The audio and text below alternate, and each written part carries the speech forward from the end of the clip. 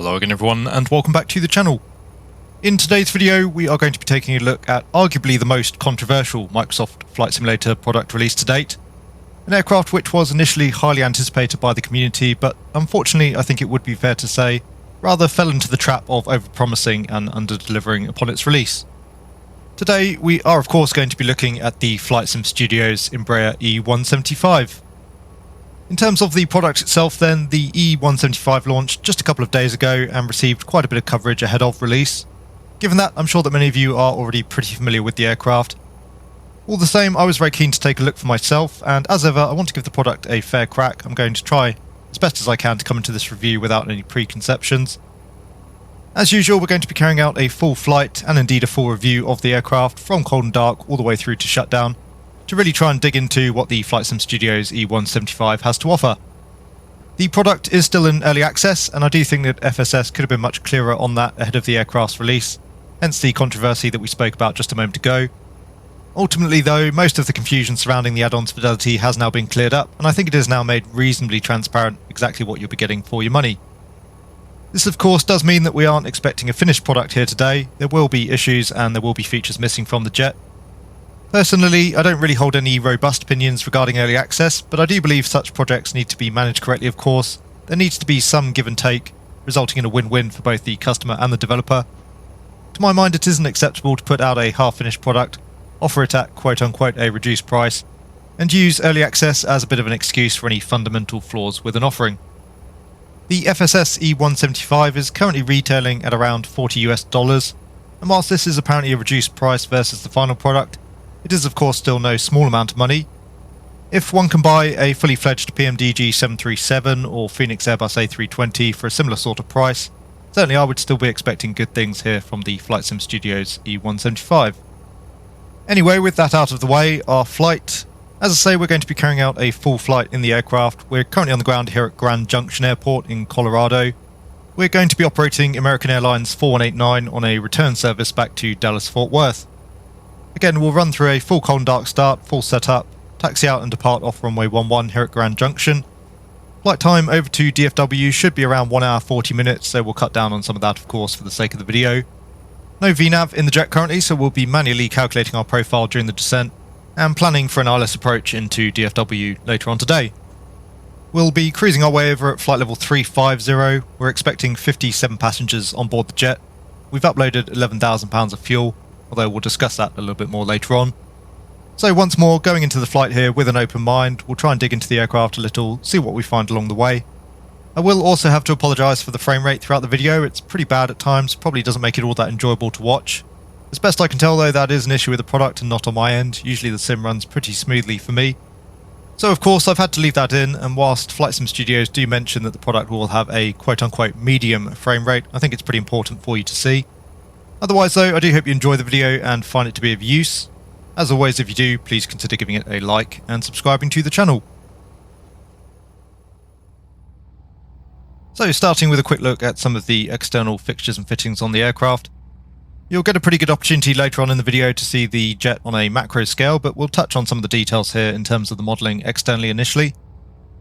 Overall, I don't really have any issues with the external model. I think it's fair to say that the jet is a very nice offering in that respect.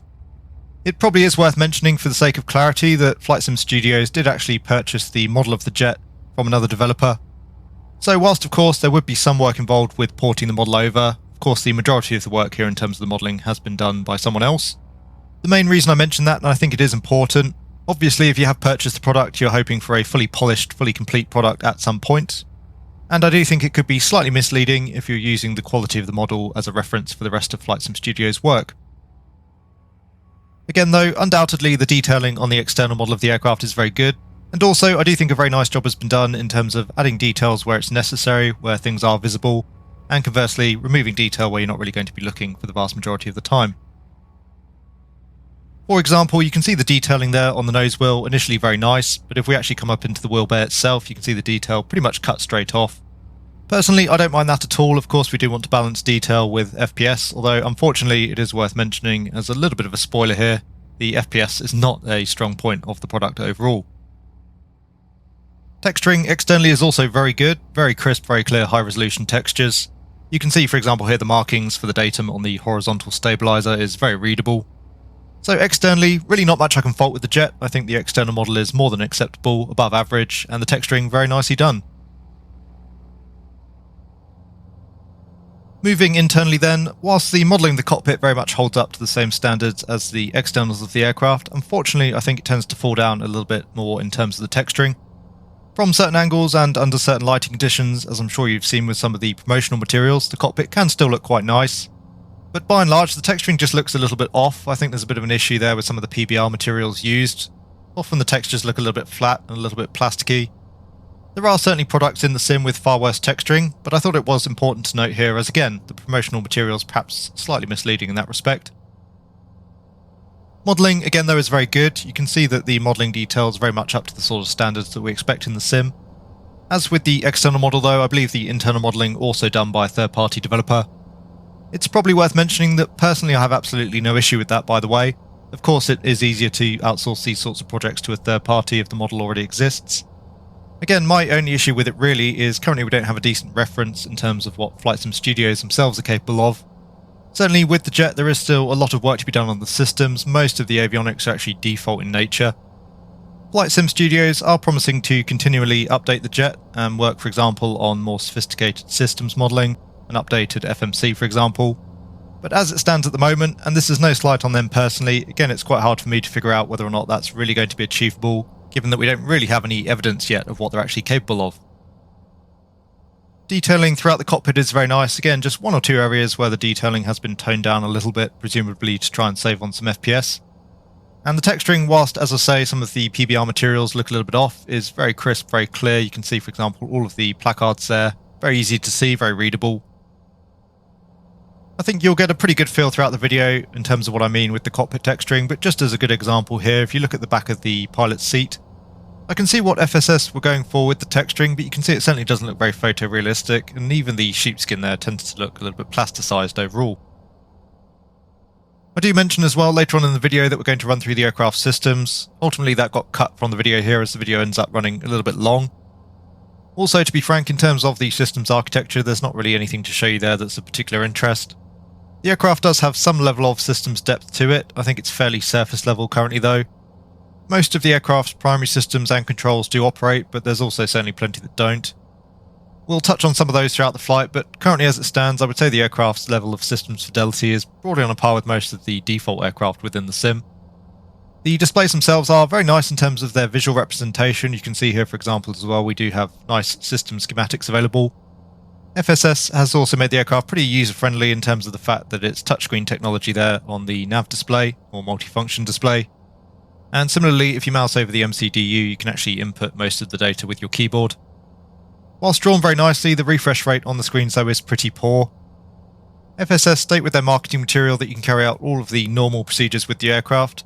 Broadly that is true, but I think it's still a slightly generous statement. For example, as we run through our normal checklist later on, you'll notice there are quite a few systems that we can't actually operate as part of that process. Lastly, a quick look at the cockpit night lighting. Overall I have to say a very nice job there done on the jet. The lighting looks very authentic, very realistic, and gives the cockpit a very nice ambience. You'll also notice that the aircraft does come with an onboard tablet. We're not going to focus on that in today's video as currently the implementation is very simplistic. Essentially there, currently as best I can tell, really all you're going to be able to use it for is opening and closing the aircraft doors. Anyway, that's a brief rundown of what we're not going to otherwise get to see during the flight. As I say, we're going to be running through a full cold and dark start here, a full flight, so you should get a good feel for the aircraft systems, the overall level of fidelity. We'll head then for the left-hand seat and we'll get things underway. So welcome then to the flight deck of the FlightSim Studios Embraer E175.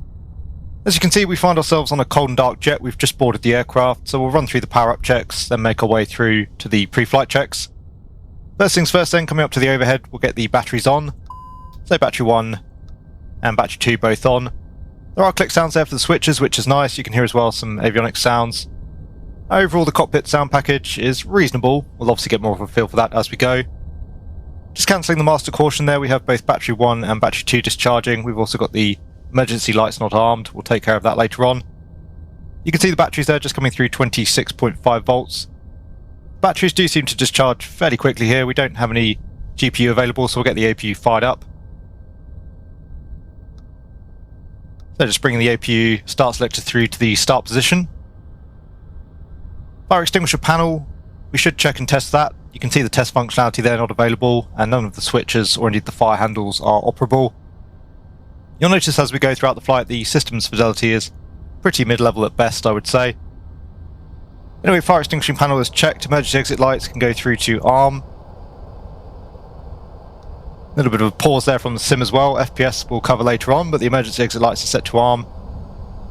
Sounds like the APU is now fired up, and we have the bleed there supplied by the APU. Automatically there, the bleed is selected on. Very much the same as an Airbus philosophy here, it's a lights out philosophy. So if we see the APU bleed air light, for example, it means currently we've got the bleed deselected. Anyway, emergency exit lights are armed, APU selector has been set to start, nav lights can go on, logo lights are on. Hydraulic panel is checked, electrical CBs not modelled in the aircraft as we've discussed. We'll assume the first officer's checked there down on his side.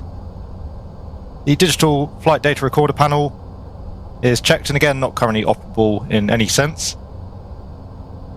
Moving on to the pre-flight checks then, the pressurization panel is set to auto, and I believe again, going off what I've heard from other videos and other content, that the pressurization system's pretty much not modelled currently. Oxygen masks, again, we can't really check those, there's no clickable operable switch there, don't mind too much about that. The flight instruments, altimeters are set. We've got QNH of 3029 on all three altimeters, and just a quick glance over the rest of the instruments there. Everything looking pretty reasonable. Thrust levers are set to idle, parking brake is selected on. We're going to work slightly out of sequence here. We're going to set up the MCP first, we'll then come down and set up the MCDU and finally brief for the departure. So for the MCP, firstly, making sure we have FMS selected. And you can see we have FMS selected there, we have a magenta course bar. Flight directors we want on, and showing flight director there. For the heading, we'll set runway heading of 112. You can click and drag, which is nice, otherwise it does take quite a while. There's 112 on the heading. We'll press the toga push button, and you can see we have roll, LNAV armed, and takeoff. And for the out, we're going to be climbing straight up to cruising flight level today, so flight level 350. We can talk more about all of this as we're setting up the box later on as we brief. Grand Junction Tower, envoy 3701, 9000, sending for the visual 11. Envoy 3701, Grand Junction Tower, right traffic, runway 11, clear to land. Right traffic 11, clear to land, envoy 3701. And just arming up the auto throttle there as well. So the MTP is set for now, coming down to the MCDU. And first things first, we'll come through to the nav page, really just for demonstration purposes here. We'll hit nav again. We want to go to next, and we want to go to position sensor. You can see there we have FMS position, our IRS positions, as well as GPS. Going through to POSINIT, we should be able to load our choice of data reference here, but it seems that we've automatically loaded GPS 1. It's already there, a little bit of a basic systems modelling on the FMC. Anyway, position is set, coming through to the route page. Departing out of Grand Junction, Kilo Golf Juliet Tango, and we're bound for Dallas-Fort Woth, Kilo Delta Foxtrot Whiskey. We'll discuss more about the FMC later on, but again, very much using basic Microsoft Flight Simulator standards at the moment in terms of the systems modelling behind the scenes. There's no real customization, I understand, with the FMC. One nice feature though, moused over, you can actually use the keyboard to type in, but we're just going to use the scratch pad here today. I find that a little bit more logical. Anyway, so we've got departure and destination entered. For the flight number, it's going to be American Airlines 4189. X-ray, Charlie 1 Alpha, request taxi for departure 22 with whiskey.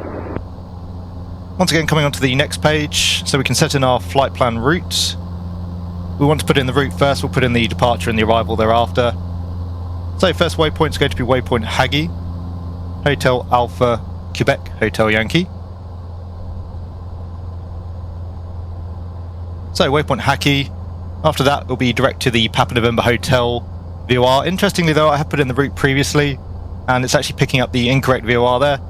And again, being a default FMC, there is limitations there. I can't actually select a different VOR as far as I can tell, so we're just going to have to leave Papa November Hotel out of the routing.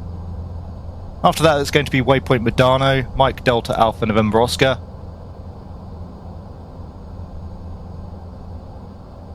And we'll just insert that above Dallas-Fort Woth. So pretty straightforward route for us there. We've got Hackey out towards Medano. So next we'll come on to flight plan, and we'll select the departure. Runway out of Grand Junction is going to be runway 11, and we're going to be flying the Noxie 1 departure, tracking via waypoint Hackey. So runway 11, Noxie 1 departure via waypoint Hackey, we can hit apply there. And then for the arrival, currently expecting ILS runway 18 right into Dallas-Fort Woth, so 18 right with the ILS. And in terms of the star, we're expecting to fly the Victory 2 arrival. And that's going to be via waypoint Medano, as we've discussed. So runway 18 right, ILS, Medano, Victory 2 arrival. Again, we'll hit apply. Next, we'll come back to the flight plan page. We'll just review the flight plan here. Ordinarily, we do that against the navigation display as well, but whilst we're down here, we'll just go through the flight plan manually. So you'll notice there a user waypoint, very typical of Microsoft Flight Simulator default flight plans. And sure enough, again, the functionality is very much what you'd see default in the sim, which really does mean you're quite limited in terms of the functionality here currently with the MCDU. Anyway, just working our way through the flight plan. So the Noxie 1 departure takes out towards waypoint Noxie, and then on to waypoint Hackey. Hackey onto Medano, and then from Medano joining onto the Victory 2 arrival. And that's taking us in for the ILS 18 right at DFW. So flight plan looks good. Next we'll come to perf init. Another issue I've had here, we'll talk about it more later on perhaps, but there seems to be some discrepancies here between the FMC and the actual aircraft data. The FMC seems to want everything in kilograms, but certainly the fuel display and the weight display here on the aircraft data is in pounds, so a bit strange there. Again, a little bit of a discrepancy. Anyway though, in terms of our fuel, we want 4,849 kilograms for the takeoff.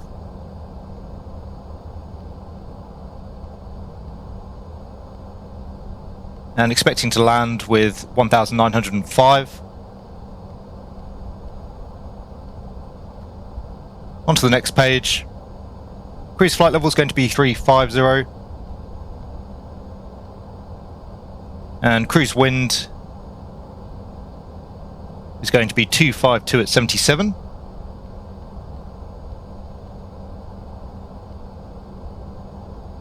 So zero fuel weight 28.8.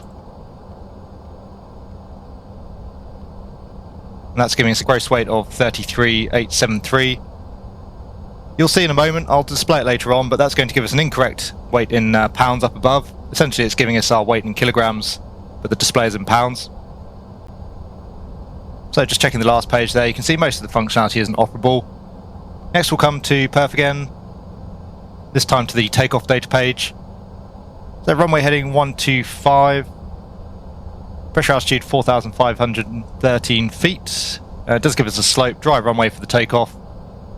The wind is currently 070 at 5. 917 X-ray Grand Junction Tower, remain out, Charlie 1 out for opposite direction inbound Cub, let me know when you see him. It's going to be a flaps 2 takeoff, and it'll be a TOCA takeoff as well. You can see we've got the takeoff 1 there, giving us 13,000 pounds of thrust. We'll leave everything else as default. Thrust rating selection we'll touch again later on. According to the documentation I'm using, we just come straight through to essentially bringing the thrust levers all the way up. And that should automatically manage the thrust regime throughout the flight. So far I haven't found that to be the case with the FSS E175, but that may be an error on my part. But anyway, initially looking for TOCA takeoff 97.1, and we should see the climb thrust come back to around 87.8. Again, we'll note that later on in the climb. So for the takeoff itself, the aircraft does auto-calculate our V-speeds. They're slightly different from the V-speeds I calculated just using a performance chart, but we'll go with the aircraft's calculated speeds, they're pretty close. And you can see flaps up speed there, 192 knots. So V1 132, VR 136, V2 139. Again, a config 2 departure, initially targeting a 10 degrees nose up pitch. For the climb, 350, speeds we're looking at 300 knots transitioning into Mach 0.75. Transition altitude, typical for the States, 18,000 feet. For the cruise again, flight level 350. Descent we can touch on later on, and of course landing we'll carry out later on as well. So for now, just coming back to the takeoff data page on my side. Later on we'll select flight plan or progress page on the first officer side, and again there seems to be a slight peculiarity there with the FMC behaviour, but we'll talk more about that perhaps once we're ready to go more or less. In terms of the briefing then, so once again we're expecting the NOXI 1 RNAV departure out of Grand Junction, that's plate 10-3 Charlie. Of course it is an RNAV SID. That has us tracking runway heading initially 112 out towards waypoint NOXI.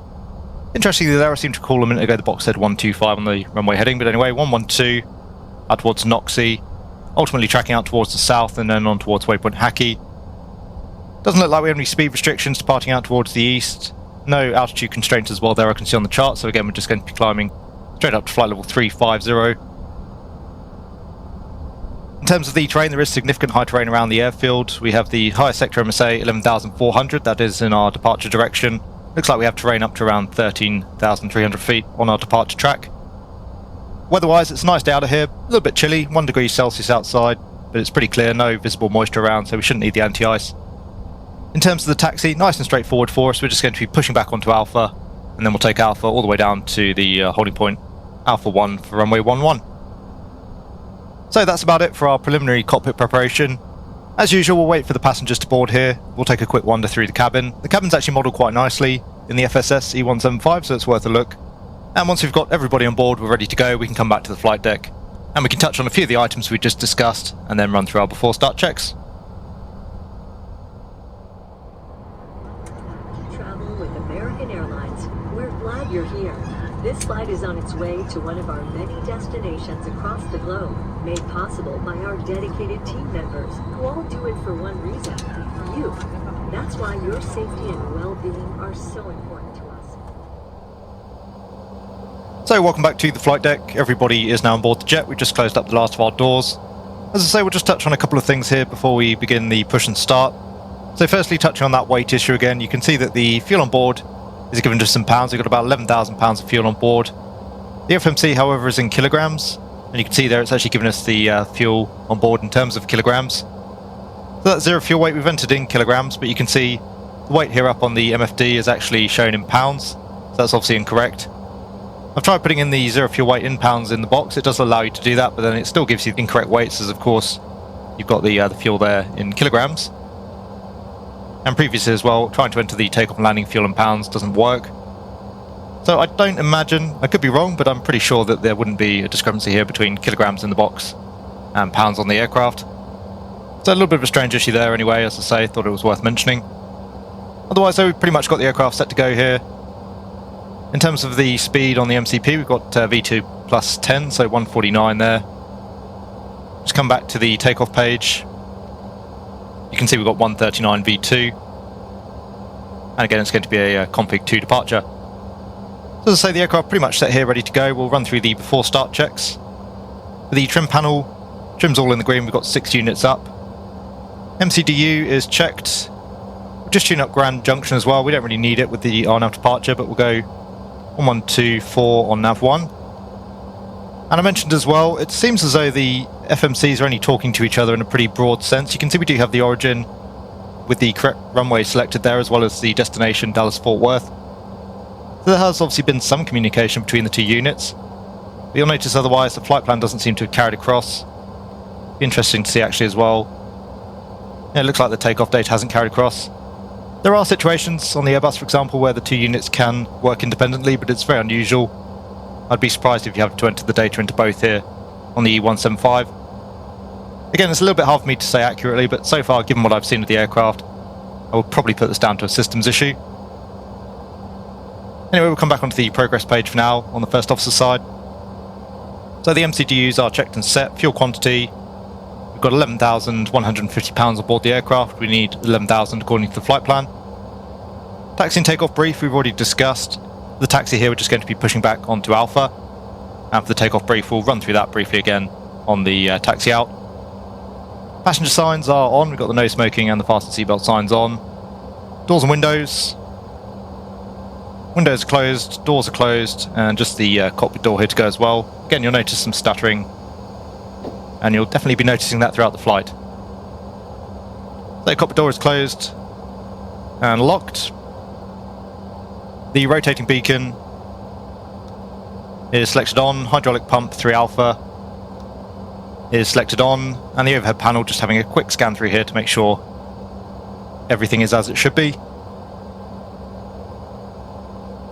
So everything looking pretty good. We've still got the GPU connected. Nothing we can do as far as I can tell there to have that disconnected. That generally tends to be the case in the sim.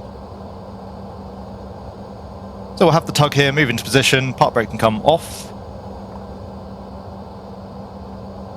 And we'll just wait here until we commence the push, and then we can begin the engine start. That is the before start checklist complete. So far then, I would say in terms of experience, pretty mid-range, probably even edging more towards the low range in terms of systems fidelity, certainly.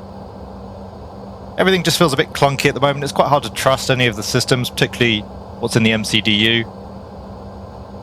Quite hard to figure out what's working, what's not. And again, I've tried to reference some other documentation here as well.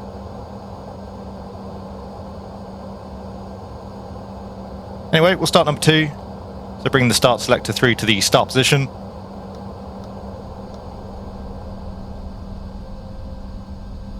Obviously, without actually being type rated on the jet, it's pretty hard to give you any solid factual information, but I've been, as I say, referencing other Embraer documentation as best I can in the time I have available. There definitely are some discrepancies between this version of the jet and the real-world aircraft. I know there's a great video out there from 737NG driver working through the aircraft with a real-world Embraer pilot, so definitely worth checking that out if you want to see some more accurate detailing here on the systems. We do get some cabin PAs, which is a nice touch. Most add-ons don't have that by default. And overall, the start sounds reasonable. You can hear the packs dying down there as the APU bleed is used to spool up the engine. We'll stop the push. Park brake can go on. Spool up time as well on the engine is pretty decent. And looks like we have a good start there on the number 2.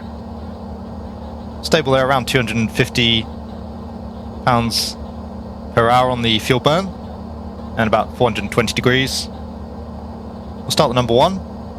Grand Junction Ground, clear from allowance of an X-ray, holding short on Charlie at Alpha.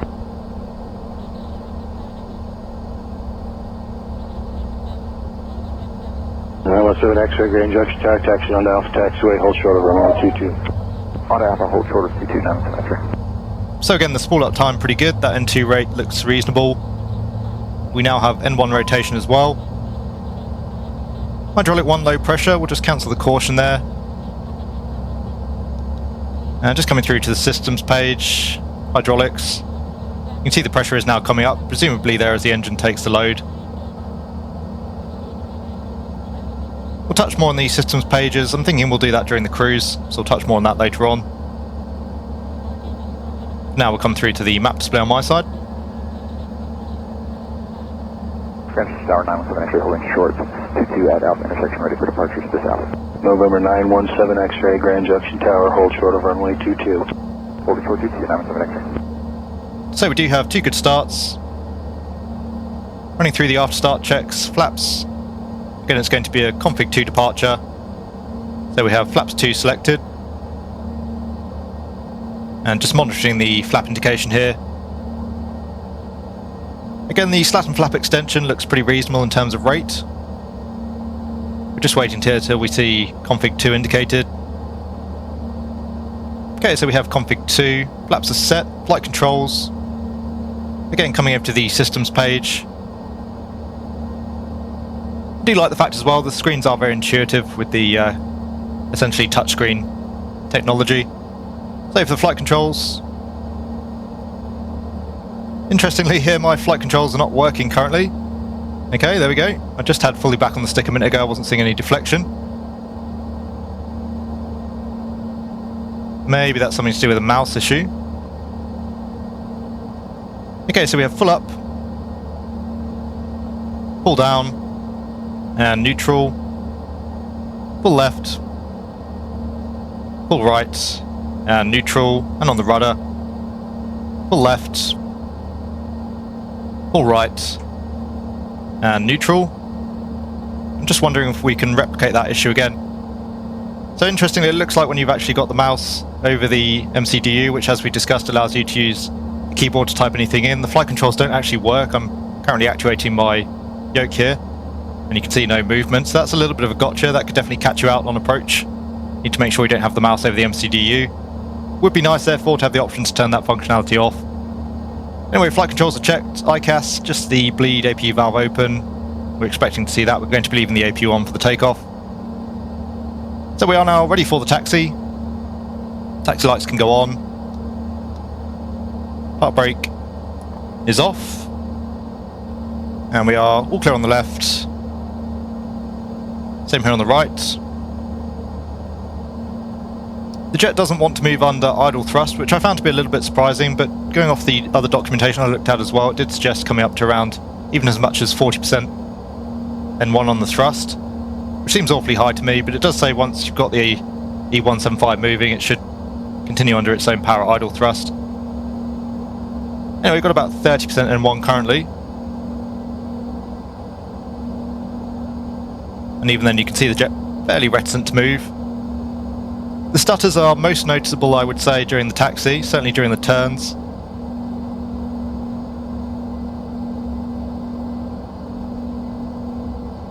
I'm sure they're coming across rather noticeably in the video as well.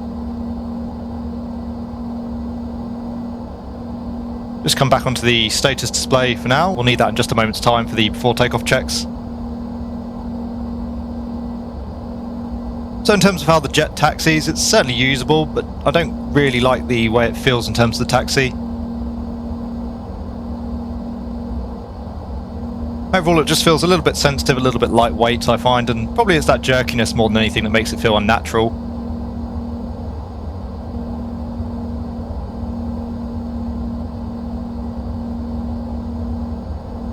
Just get ourselves lined up here on Alpha, and then we'll run through the before takeoff checks.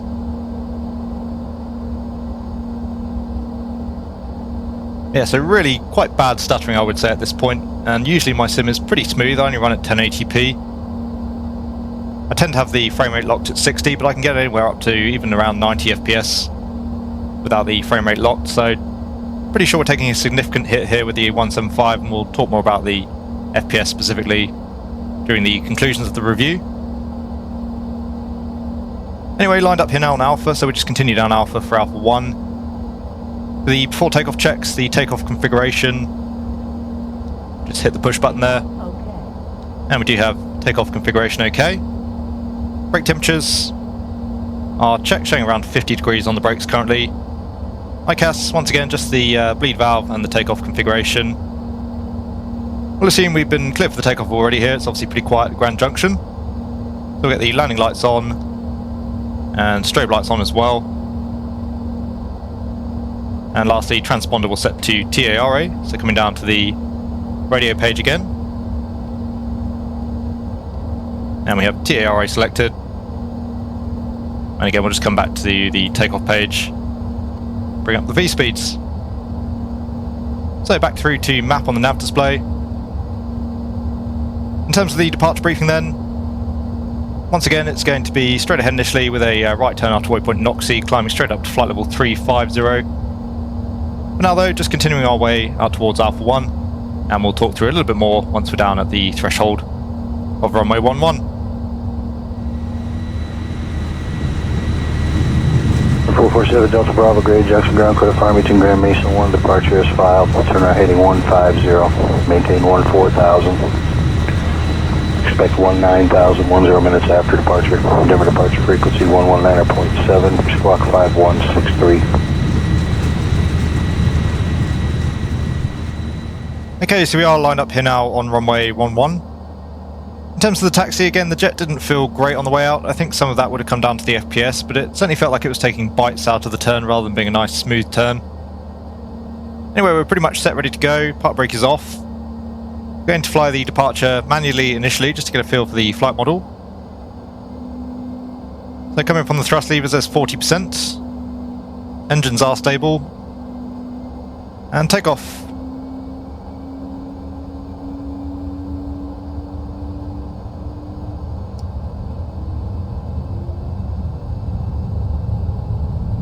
So thrust coming up, engine sounds are reasonable. Thrust is set.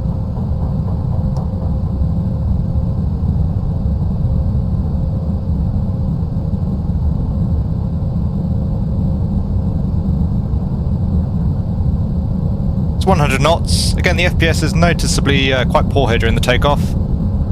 Rudder response feels reasonable though. Pretty easy to control the aircraft directionally. There's V1 and VR coming back on the yoke. Rotation rate feels pretty good initially, but then the aircraft does become a little bit heavy in pitch, I would say. Anyway, we do have positive climb, the gear can come up. Pitching initially for that 10-degree attitude reference, and starting to trim the aircraft here as well.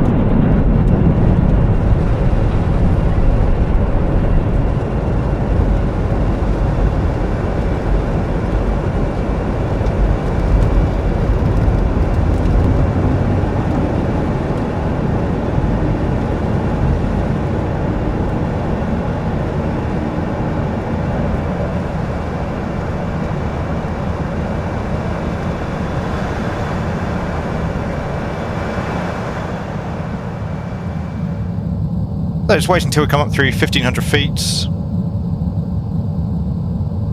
There's 1500, we'll come back to climb thrust.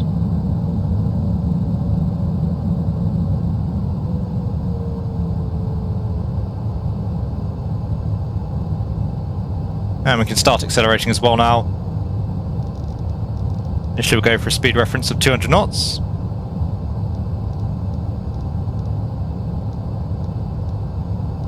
There's 200 selected. So far the jet feels okay to fly. Again, with the frame rate it's a little bit harder to judge, it does feel quite choppy. You notice there as well the flight director has us turning out to the left, but the flight plan track's out to the right. The flight director just correcting there now. We're up through our first flap retraction speed, so we'll select flaps 1.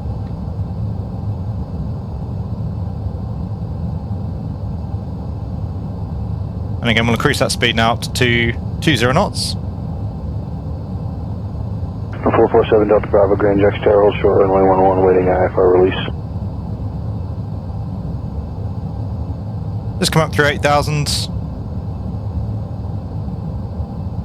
And again, speed looks good, we'll go flap 0.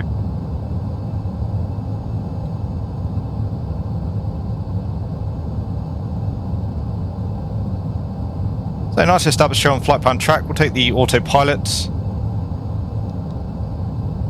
And once again we have LNAV, flight level change. Speed 220 knots. Just come into vertical speed here, we'll accelerate in vertical speed, otherwise I find the aircraft will tend to dive a little bit to gain the speed. Come up now to 250 knots. Here 7 Delta Bravo, runway 11, clear for takeoff. So you can see the aircraft is tracking accurately here on the departure, but that's pretty typical of most Microsoft Flight Simulator aircraft these days in terms of the default systems. And so far again the system just has that default feel to it. Just coming up on the thrust levers again. Just using manual thrust for now. Again, I found the auto throttle to be a little bit haphazard at times. We'll take the auto throttle in once we're in the cruise. Map's a little bit cluttered here as well, so we'll just get rid of the airports for now. And we can come out on the range. Back into flight level change. Departure 447 Delta Bravo, 6,000, climbing 14,000, heading 150. Embraer 447 Delta Bravo, Denver departure, radar contact.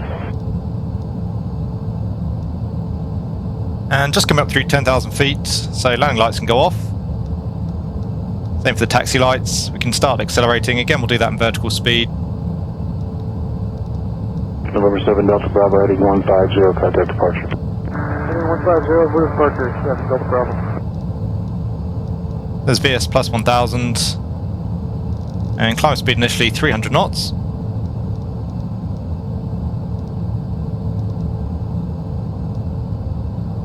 So running through the after takeoff checks.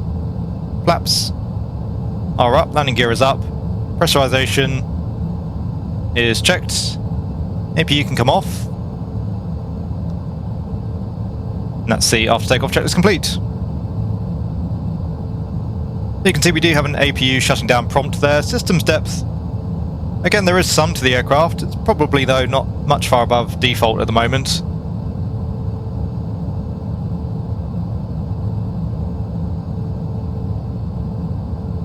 So tracking now towards waypoint Hackey, out towards the east. You can see the high terrain here on our departure track that we discussed during the briefing. Rather beautiful morning though here out of Grand Junction.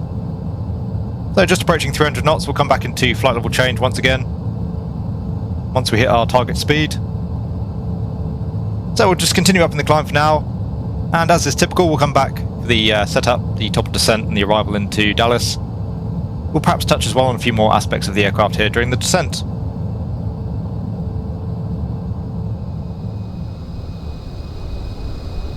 American 459, turn right direct Blico, maintain 17,000.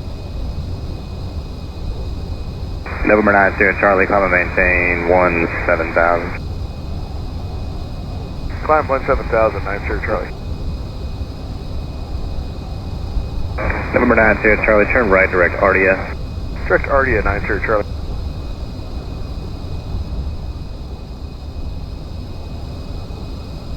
American 846 Romeo, Fort Worth Center 127.0. American 459, Fort Worth Center on 12475, good day. Gulfstream 9 Sierra Charlie, Fort Worth Center 133.3. 33.3, 9 Sierra Charlie, good day.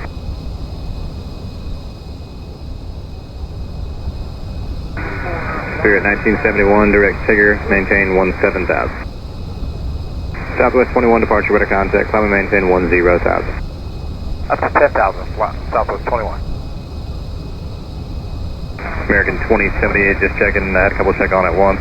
You're still on the SID, climbing at 10. American 2078, maintain 10,000.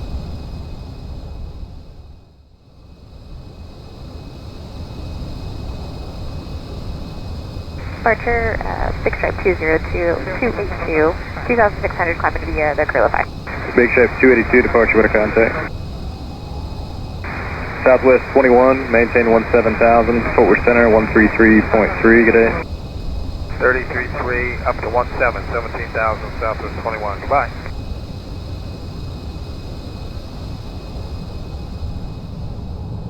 So welcome back to the flight deck. We've just passed over waypoint Medano, so we're now on the arrival inbound towards DFW. As I'm sure many of you are aware, there's no VNAV currently on the aircraft, so everything is going to have to be calculated manually here in the descent. The first restriction we have is waypoint Belfer. We need to be below flight level 300 and back at 290 knots. So we're going to play everything pretty conservatively here. We'll initially descend down to flight level 240. That's the restriction above we need to be at waypoint Belfer. Number 911, Quebec, departure with a contact. So we have 240 selected there, displayed on the PFD. And as I say, we'll manage our profile pretty conservatively, so we'll give ourselves about 20 miles here. For the descent, we'll come into flight level change. A little bit of an abrupt descent there, I would say, from the aircraft. Not really happy with how the aircraft's performing there. We're getting around 7,000 feet per minute rate of descent straight off the bat. Back at 2773, departure with a contact. So it seems like we'll be better off managing the descent manually here throughout the arrival.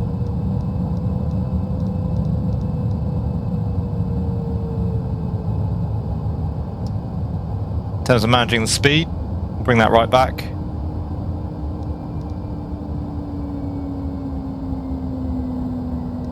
typically want 290 knots. We're currently at 290 knots. Big Stripe 282, climb maintain 17,000. And we want to be below flight level 300. We've got 50 miles to run, so we're going to be fine there in terms of meeting that restriction. American 2078, Fort Worth Center 127.0. So not off to a particularly great start here, as you can see for yourselves, and I think that's going to be the case throughout, really. I've got to say, I wasn't particularly looking forward to carrying out the descent and approach here. I think it's going to be a bit of a case of battling the aircraft as we make our way inbound towards DFW, which is never fun. And I think that really does say a lot about the current state of the product. It's not particularly enjoyable to operate. So ground speed 530 knots, that means we need around 2,500, 2,600 feet per minute rate of descent here currently. Just stick with 2,000, we're already below our flight level 300 at Belfer. And just approaching Belfer now. Next restriction we have is at waypoint Hull. We need to be above flight level 230, but we'll leave 240 in for now until we've passed over waypoint Belfer. We'll just wait until we've made our way through these first couple of restrictions, then we'll be a little bit lightened up in terms of workload and we can start briefing the arrival, setting the aircraft up.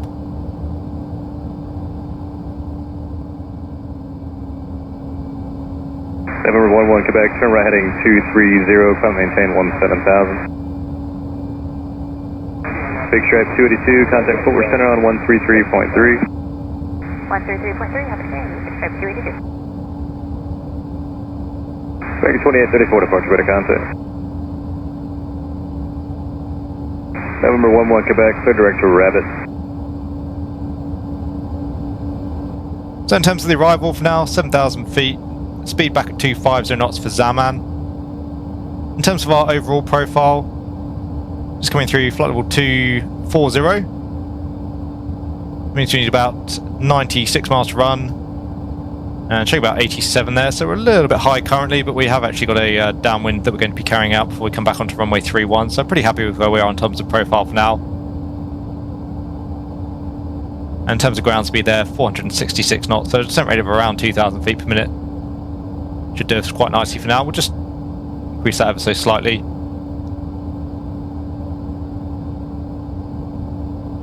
So in terms of the arrival itself, we're going to be using auto brake low for the landing. And as I say, planning on the ILS for runway 31 right. The frequency is 110.9, we'll see that up on the radio page.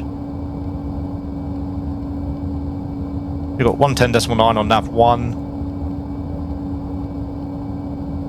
And same there on nav 2. You can see the symbology there on the nav display as well, flicking in and out. It's quite distracting actually, and again, not particularly great. So 110.9 on both sides. The final approach course 311, we'll tune that up later on.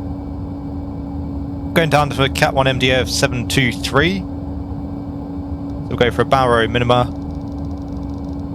And we can't set 723, so we'll just go for 730. Set the same. A little bit tricky there to get the click spot on the first officer side. American 2773, Fort Worth Center 127.0, good day. So we've got 730 on both sides.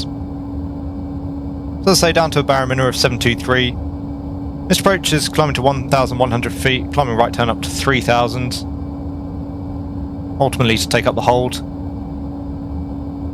So we'll descend down initially to 3,000 feet, looking to intercept the ILS at 2,400.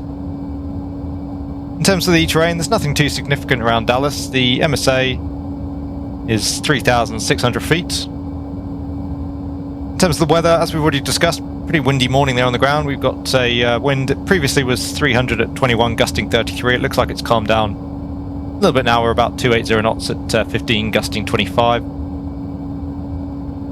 Temperature's 19 degrees, and the QNH 2985. We're just coming through flight of 180 now, so we'll set the QNH in just a moment's time. ExitJet 534, turn right, heading 180, climb and maintain 10,000.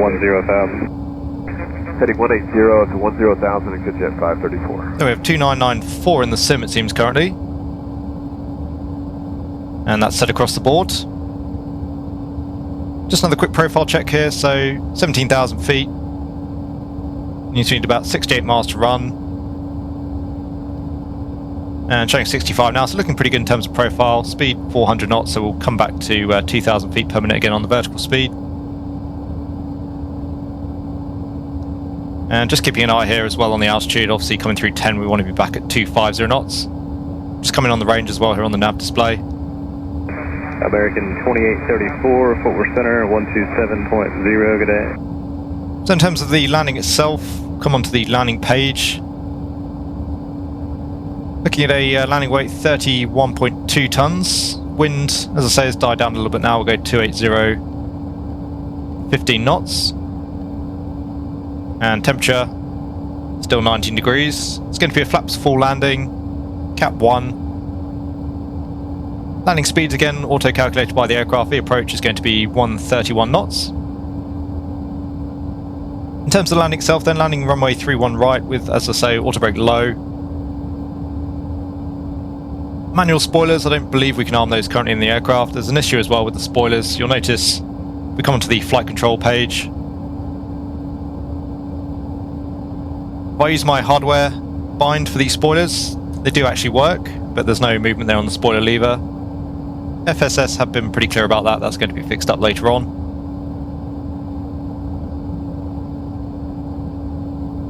So landing on runway 31 right, we'll vacate off to the left. Again with that headwind, plenty of land distance available, planning to vacate off at Romeo 3. In terms of the alternate, that's Oklahoma today. I planned on arriving with 4.2 tons, plus about an extra 20 minutes, about an extra £1,000 more, so we should be arriving with about £5,200. You can see we've already gone below that, so we're maybe just burning slightly high on the fuel burn. But we're within a reasonable margin there for the arrival, in terms of how the aircraft's modelled the fuel burn. Anyway, as I say, £4,200 is what we need to divert off to Oklahoma, but we've obviously already started the descent here now. The weather's pretty reasonable in Dallas, and we've got multiple runway options, so just planning to continue here in towards Dallas for now. And plenty of fuel on board, about an extra hour's worth of fuel currently.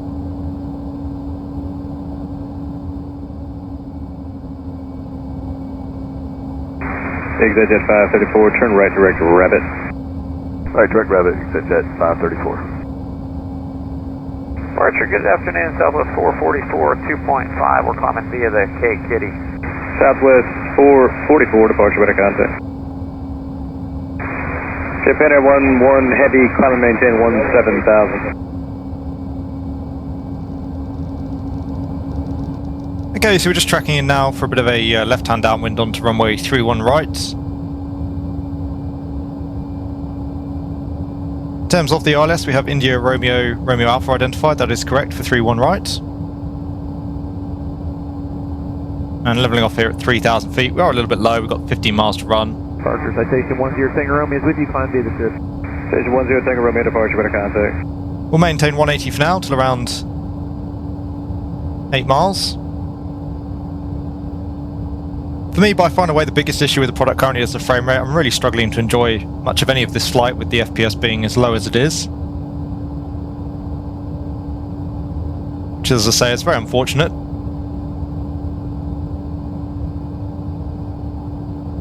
So on a reasonable intercept heading now for the ILS, we'll arm up the approach. So we have Loke and glide slope is armed. United 1938, 2,000 climbing 10,000 via the dark. United 1938, departure radar contact. Even there, the aircraft looks like it's trying to turn in too early for the localizer. We'll leave it to do its thing for now. That doesn't look like a completely unreasonable intercept heading. Southwest 444, turn right heading 230, climb and maintain 17,000. Should be visual with the runway anyway.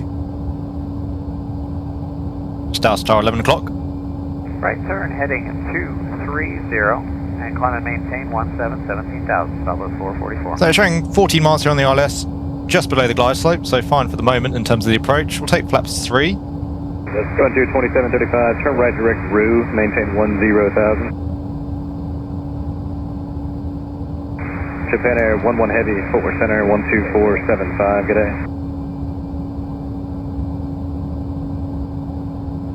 ExitJet 534, Fort Worth Center 1270.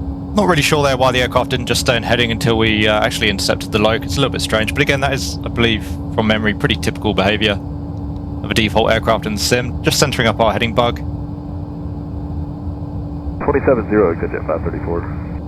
Southwest 444, turn right heading 270.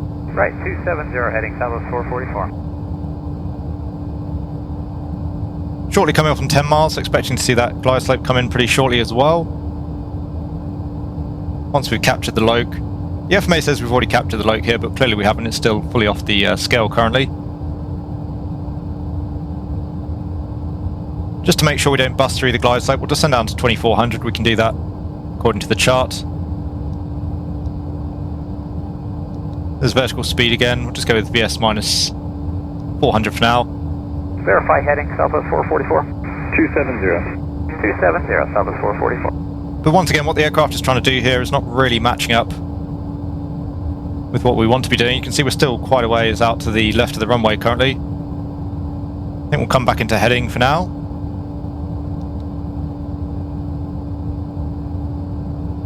Just going to increase that vertical speed as well. As I mentioned during the start of the descent, it really does feel as though we're actually battling the aircraft here to get onto the RLS as opposed to the aircraft helping us out.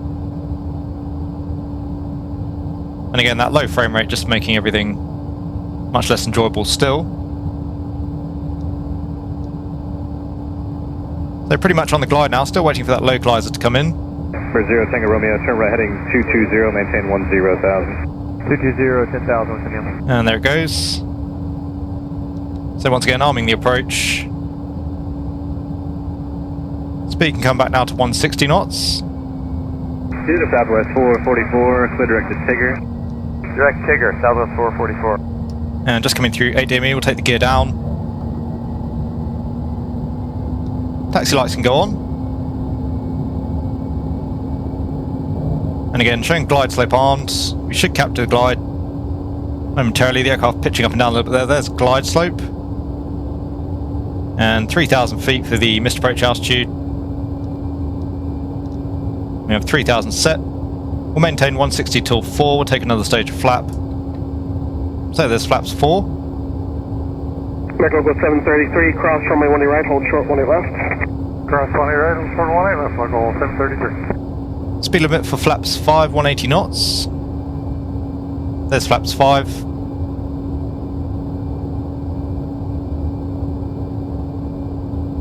And in terms of the approach, again coming onto the landing page, the approach 134, we'll start bringing the speed back now.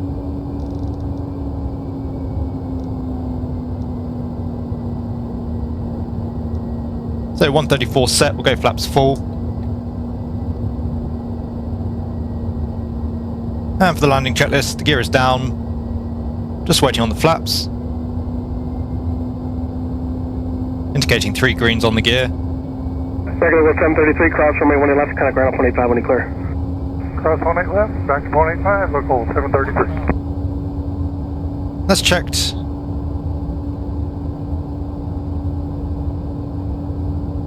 So we have gear down, flaps full, 3 greens, water brake low.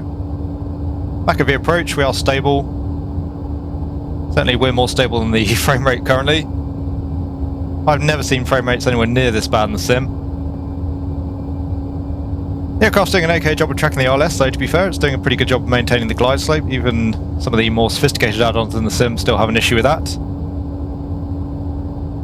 Fairly bumpy as well here, oscillating quite a lot in pitch, probably due to the wind in fairness.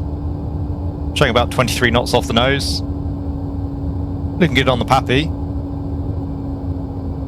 Sorry, 2090 at the tower, 18 left, not play. American 2029, 18 left, we'll line up the wing. So we'll disconnect the autopilot. As checked, you can already tell this is probably going to be a pretty agricultural landing with the FPS as it is. American 2391, connect departure, good day. Good day, sir, American 2391. I would be really interested to see how this aircraft actually flies with a decent amount of FPS. It doesn't feel too bad. I mean, it's by no means great. It feels pretty default, but I would say it does fly slightly nicer than the Aerosoft CRJ. Feels a little bit more natural to fly at least.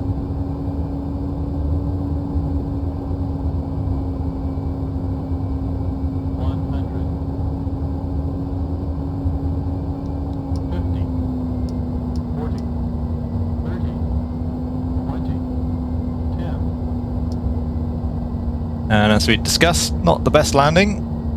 The runway's down there somewhere. There's touchdown. Come up on the reversers. We'll just go idle reverse. We've obviously got plenty of runway here. And rather than jamming on the brakes here, we'll come off the second high-speed exit. So vacating off to the left here onto Romeo 1.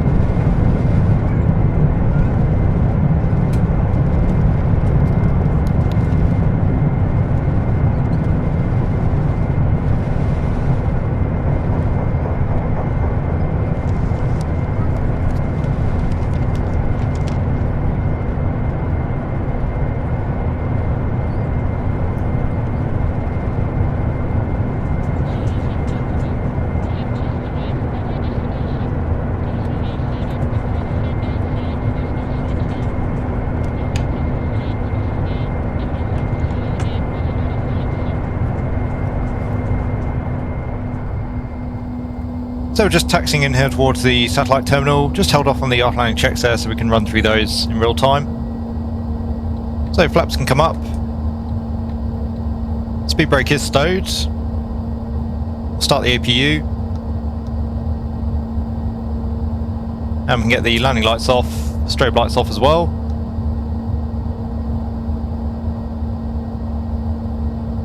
Looks like we've got another American Airlines 175 there off on our left, so we'll go park up next to him.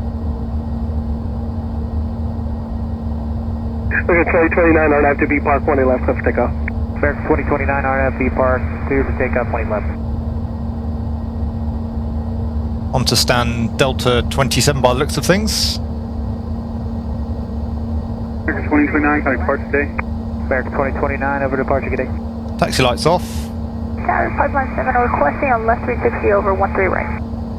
517 approved as requested. As requested, we'll stay clear of 18 right, 517.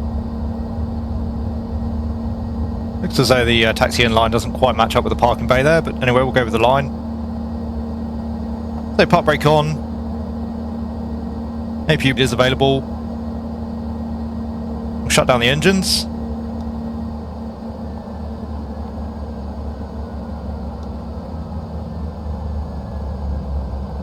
Two good rundowns. Seatbelt signs can go off. Same there for the beacon. Hydraulic pump 3 alpha is off. And after what I have to say is a few trials and tribulations, we are here on the ground in DFW. So there you go, guys. Usually at this point I would say I hope you enjoyed the flight, but I think that's probably a little bit more difficult to have done so today, again with that frame rate not being probably particularly enjoyable to watch. As usual, I'll try and give you some positives and negatives on the product, bearing in mind as well it is still early access and FlightSim Studios have been reasonably upfront about what you can expect. Although I do still feel I have to say that they've been slightly over-generous with what they're currently marketing the E175 as. Anyway, as usual, we'll start with the negatives, work our way through to the positives. Without doubt, the major negative for me, one that really hampered any enjoyment from the flight, was the FPS of the jet. As I mentioned during the introduction, FlightSim Studios do mention one of the known issues is quote-unquote medium FPS with the aircraft. As I say, medium is a very generous term there. I found the FPS to be pretty atrocious, to be frank, and again, my sim usually runs quite smoothly. As I mentioned earlier on, I only run at 1080p, so usually I can get really high frame rates within Microsoft Flight Simulator. I don't know whether or not others are experiencing quite such a frame rate impact. I know one of the tricks is to turn off the screens on the first officer's side, but ideally, of course, you don't want to be doing that. Some of the FPS loss will of course be system dependent. I'm by no means running the most up-to-date graphics card, for example.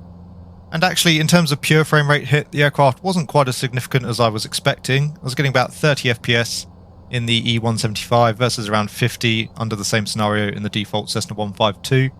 That doesn't seem to be the whole story though, as again, I was getting a lot more stuttering than I would expect even at 30 FPS. It also made judging the flight model of the aircraft quite hard. We will touch on that a little bit more later on, but certainly with that sort of FPS you can't really get much of a feel for the flight model. Other negatives, in no particular order really, other than that in which I wrote them down. The tablet obviously on board is pretty basic currently. We've discussed as well the issue with the aircraft having everything in pounds versus the MCDU having everything in kilograms. I suppose there is an outside chance there that there's a mismatch between the software. Maybe that's true to life, but I strongly suspect not. It would certainly open up a lot of possibilities for errors, some fairly dangerous situations there unfolding. And that sort of stuff, it's very scrappy, it would be very hard to miss that. Once again, the E175 makes use of a lot of the default Asobo avionics systems. That is certainly very apparent in terms of the way the aircraft operates, in terms of the way it behaves. As a result, the jet does have an abundance of issues currently in terms of its auto flight system, its FMC. We saw, for example, there during the descent in flight level change, the aircraft just doing an absolutely dirty dive. There were issues as well with the ILS intercept, and you didn't see it during the video, but I tried to actually change the runway during the cruise. It sent us straight back towards destination. That's an absolutely classic Microsoft Flight Simulator issue, and it certainly needs fixing up in the sim, but we shouldn't see developers using these sorts of default avionics at the $40 price point. It is of course supposedly a stopgap solution, but as I mentioned in the introduction, I think there is a certain give and take. When a customer is purchasing an early access add-on, especially for this sort of money, you're still expecting a reasonably robust product as a result. The PFD refresh rate we've touched on, again I think I probably was using the low setting in the sim in fairness to FSS, but either way they do claim themselves as well to know that the refresh rate is an issue. Systems depth for me really has to go into the negatives, moving in towards the neutral territory. I think had FlightSim Studios been upfront from the start about what the jet was going to offer, then there would be less criticality here on the systems. Their statement that you can carry out all of the normal procedures is broadly true, but there are certainly still systems that don't work that fall into that category. Usually that's my minimum requirement for systems fidelity at this sort of price point. You want to see everything functioning in a basic sense. And if you can carry out all of the steps on the normal checklist with each system being operable, showing at least some associated effect. We're certainly not there yet though with the aircraft, and I know that many of you would expect to see more nuanced system modelling still. There are quite a few other minor negatives that I could also highlight with the product, but most of my points really fall under either the systems or the avionics categories. But again, if just one thing could be fixed in the near future, it really needs to be that FPS hit. Moving into more neutral territory then, I think firstly the aircraft sounds. I didn't find them to be too bad overall. There is a reasonable cockpit ambience, the engine sounds nothing spectacular, but again, reasonable overall. There were cockpit switch and control sounds, which was nice. You could hear the avionics fans spooling up during the power up. Same for the packs, you could hear those running up as we got the AP online. You could also hear them falling off again as we ran through the engine start. So I didn't find the internal sounds to be too bad, again nothing special necessarily. The external sounds were much in the same ballpark. I thought the jet sounded pretty good there during the taxi. Okay as well during the cruise. Noticeably there was a lot more external wind noise rather than jet engine noise during the cruise, but that does tend to be an issue in the sim. The flight model, I'm going to be generous here and put it into the neutral category. Again, it's quite hard to say whether or not it was good or bad. Really hard to judge, get a feel for the aircraft with the choppy FPS, but broadly speaking, I felt that the E175 felt a little bit like a default aircraft in terms of its handling. The ground handling I didn't really like during the taxi, certainly something felt a little bit off there, and as I say the aircraft was taking bites out of the turn. I was using my rudder pedals there as opposed to the tiller. In terms of the takeoff, the directional control actually felt pretty good. Again, slightly hard to get a sense for that with the FPS. Rotation initially felt good. The aircraft became a little bit heavier once we were about halfway through the rotation, but nothing too untoward there I would say. To hand fly, as best I could tell, the jet felt reasonably pleasant, certainly very intuitive on the controls. It did feel a little bit lightweight, a little bit sensitive on the controls, but again fairly typical for the sim. And just as a reference, personally I did actually slightly prefer the flight model of the E175 versus the Aerosoft CRJ for example. Texturing I would put into the neutral category more or less, although edging in towards the positive. External texturing, as we've discussed, very good. I would put that down as a positive of the aircraft. Internally as well, I think it's broadly nice, but again it does look a little bit dated, a little bit off in some respects. Again, I think just some of the PBR materials used aren't quite the right fit for the aircraft. Under certain lighting conditions, the cockpit can certainly look very nice, but generally speaking it looks just a little bit flat, and again a lot of the materials have a slightly plasticky look to them. Moving on to my positives then, again the external model of the aircraft looks very good. I don't really have any complaints about the externals of the E175, I think it holds up very well versus most other add-ons in the sim.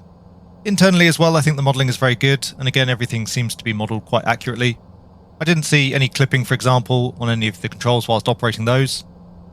The wing flex as well was quite nice, I like the effect there, you'll have seen that during the takeoff and the landing.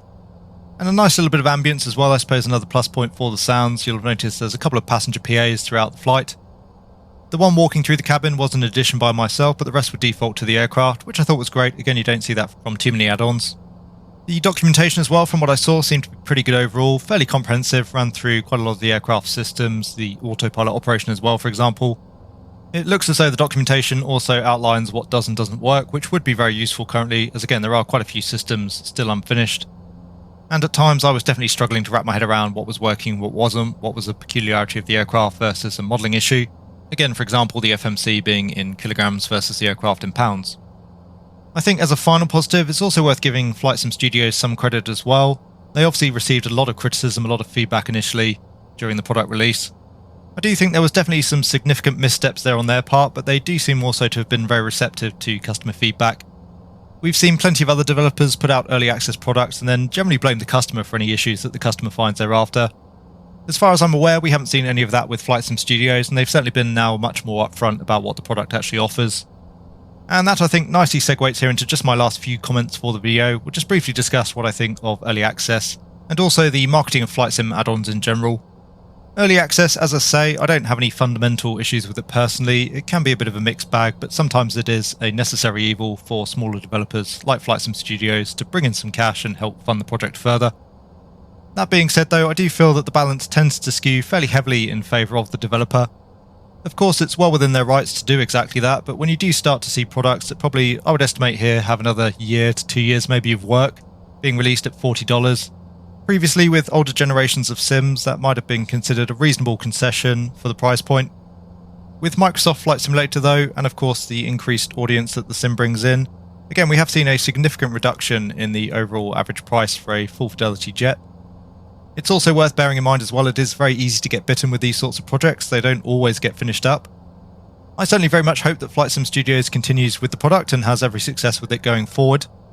But I've been caught out once or twice myself with early access products in the past, so the best advice really that I could give is if you're going to buy the product, just make sure that if you are purchasing it, you're going to be happy with it in its current state. Again, I certainly hope it's not the case here, but there is always the possibility that development could cease. Lastly, in terms of marketing in general, I do think it's gotten to the point with many developers where we're really seeing a lot of false advertising for FlightSim add-ons. I think we're all pretty used to it at this point, but pretty much every add-on under the sun claims it's got a highly realistic flight model tested by real-world pilots, true to life this, and completely accurate XYZ. And unfortunately, I'm not really offering up any solutions here other than reviewing the products themselves, but I do think we need to see a crackdown on this sort of false marketing that we really see throughout the hobby. There are plenty of us that don't need everything to be study level, and personally I know for myself, and I'm sure for many of you, I'd much rather have an accurate representation of what the product is actually offering, as opposed to always trying to wow us with hyperbole, using misleading marketing tactics, factually inaccurate statements, things of that nature. Once again, I don't think there was any malicious behaviour there from FSS. Their behaviour after the situation unfolded would certainly seem to suggest that.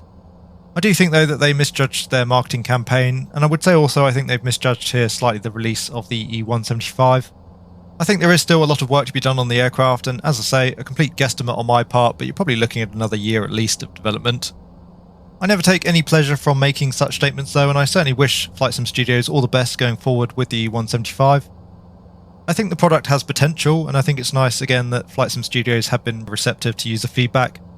So at a later date, keeping those two things in mind, hopefully we will see a great regional jet for the sim.